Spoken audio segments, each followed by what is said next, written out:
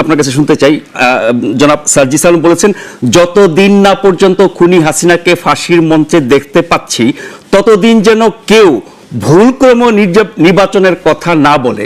আমি একজন আইনজীবী হিসেবে এটা বলি, হ্যাঁ, ধরুন একটি আইডিয়াল সিচুয়েশন, যেই সিচুয়েশনে কোনো মামলার ডিলে হচ্ছে না, মামলা সঠিক নিয়মে চলছে, যেটি একটা ইউটোপিয়ান সিচুয়েশন, যেটা হয় না কখনো, কিন্তু আমি সেই ইউটোপিয়ান সিচুয়েশনটাকে ধরছি।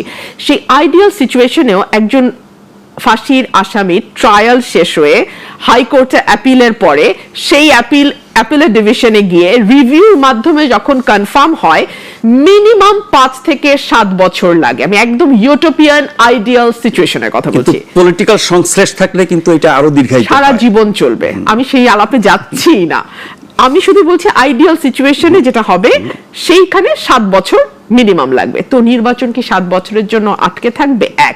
এই প্রশ্নটি আমি ওনার কাছে রাখছি। 2 হচ্ছে নির্বাচন এবং মামলা চালানো, এই দুটোর মধ্যে কি কোনো কনফ্লিক্ট আছে? আপনি কি কোনো কনফ্লিক্ট দেখেন? দুটোই সমানতালে চলতে পারে, তাই না? হাসিনা একটা কথা, একদম হাসিনা একটা কথা বলতো, আগে নির্বাচন পরে গণতন্ত্র, সরি আগে উন্নয়ন পরে গণতন্ত্র, সীমিত গণতন্ত্র, বেশি উন্নয়ন কম এগুলো কথা কিন্তু আইয়ুবের সময়কার কথা, এগুলো সময় হাসিনার সময়কার কথা। এই সময়গুলো যারা গণ অভ্যুত্থান করেছে, যারা গণতন্ত্রের জন্য লড়াই করেছে, যারা মানুষের মত প্রকাশের জন্য লড়াই করেছে, তারা কেন এই কথাগুলো বলবে? এই কথাগুলো স্বৈর শাসকরা বলে, মিলিটারি শাসকরা বলে। কেন বলে? কারণ তারা তাদের অবৈধ ক্ষমতাকে প্রলম্বিত করতে চায়, দীর্ঘায়িত করতে চায়।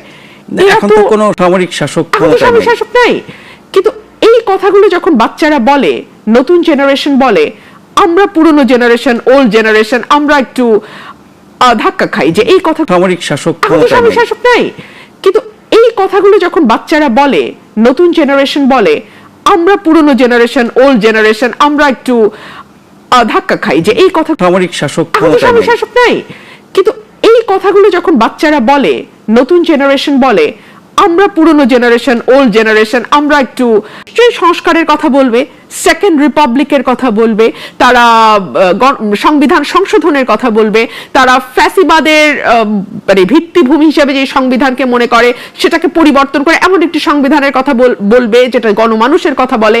আমরা তো সেটাই আশা করি। দেখা যাক তাদের সেই কথা মানুষ গ্রহণ করে কিনা। মানুষ যদি গ্রহণ করে সেটা তারা ভোটের মাধ্যমেই তাদের মতামতটা জানিয়ে দেবে।